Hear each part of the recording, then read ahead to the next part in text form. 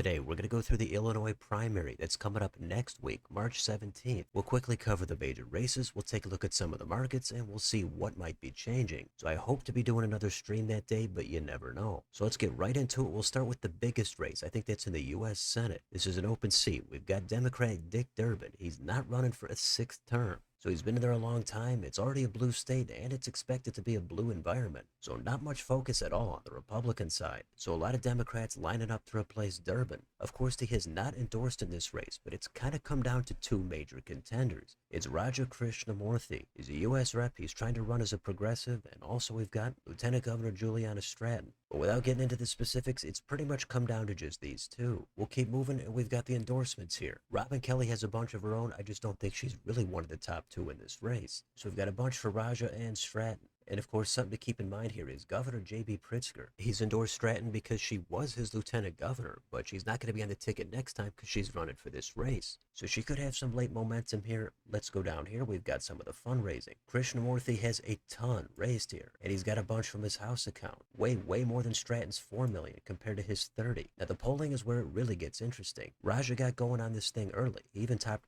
51% in a poll from last August. But outside of that, he was kind of in the 30s to 40s. Stratton was in the teens into the 20s. But now it's pretty much dead even. You can see it's gone back and forth here in the recent polling. Still a good chunk undecided. They could break either way. And without runoffs, one of them could easily win with under 50% of the vote. So that's going to be the big race to watch. Now in November, the Republicans, they've got to put up somebody, like every party should. So there's not much suspense here. It looks like it's going to be Don Tracy. There's one poll here, way down here. And back in January, it showed Tracy with a massive 6% of the vote, 84% undecided. This is basically going to be the sacrificial lamb here for the Republicans. That's usually the case in most states where one party dominates politically. So of course the race here is rated a solid D by all the prediction sites. Now one more thing about the primary for the Dems. Let's take a look at the market. Now I'm making this video a day early so things could change, but you can see Krishnamurthy had a pretty comfortable lead up until very recently. Now it's actually Stratton who has the narrow lead, but it's basically a coin flip. It could go either way. Now let's move on to the other big race. We've got governor. Now this race has J.B. Pritzker. He's running for a third term, so he's not going to face any opposition in his primary. He also picked a new running mate to serve as lieutenant governor. Now Republicans, they'd love to take out Pritzker, but it looks like they're going to be rerunning the same candidate. That's Darren Bailey, who lost to Pritzker 4 years ago by about 12 and a half. So not exactly a close race. Bailey has been through a lot. Some of his family was killed in a helicopter crash. But considering the environment and the state and how Bailey is not considered moderate, it doesn't really seem like he's going to be able to get anything going against Pritzker in the general. But as far as the primary goes, Bailey does seem like he has a clear advantage here. Now let's take a look at the few U.S. House races. 5 of them have open seats. All of them not going to be competitive in the general. Here we've got the 2nd District. Robin Kelly is not running again because, as you just saw, she's trying to run for the U.S. Senate. The notable name here is Jesse Jackson Jr. You can already see he served in the U.S. House for a decade and a half, so he's trying to mount a comeback. It looks like he's got heavy competition here from Donna Miller. If you don't want to do a deep dive into these races, the simplest thing to take a look at is going to be the market. Here's Polymarket. Donna Miller is at 50%. Jesse Jackson Jr. is at 31. So it's not overwhelming there, but Miller looks like she has the lead. Next in the 4th District. This one was controversial because outgoing U.S. Rep Chuy Garcia, he decided he wasn't going to run again, but it was already after the deadline. So the only other candidate in there was his preferred one, Patty Garcia, Chief of Staff. This is some underhanded politics. We just saw something similar with Steve Daines in Montana.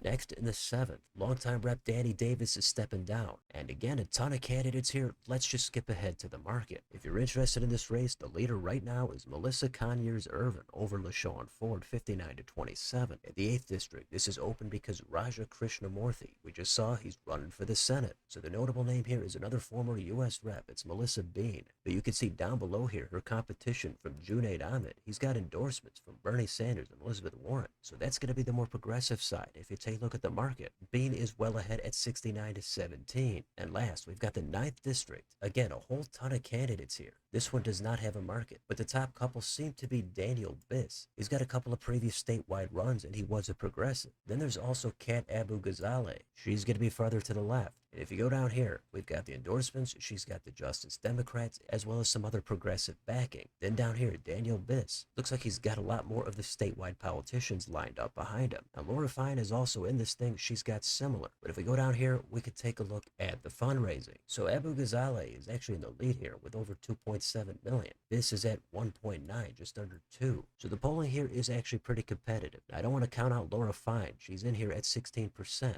This is in the lead, but he's only in the mid-20s. And Cat is right there at 17. So this is actually a pretty spicy race. Again, without any runoffs, somebody could win this thing even with under 40%. So these are some more local races. I'm sure you're not going to care too much outside of the main ones for Senate and governor. But that's a glance at some of the down ballot open seat races here in Illinois. So that's a glance at this primary. Again, it's on the 17th. Let me know in the comments, what do you think about any of these races? What about in the U.S. Senate? Who's going to be the nominee for the Dems? Do the Republicans have any chance in the general? What about for governor? Can Republicans do any better than last time with Bailey? And what about any of the down ballot races? Let me know what you're taking a look at down below on your way out. Don't forget to like, share, and subscribe. Join if you'd like to support the channel. Thanks for watching. I'll see you next time.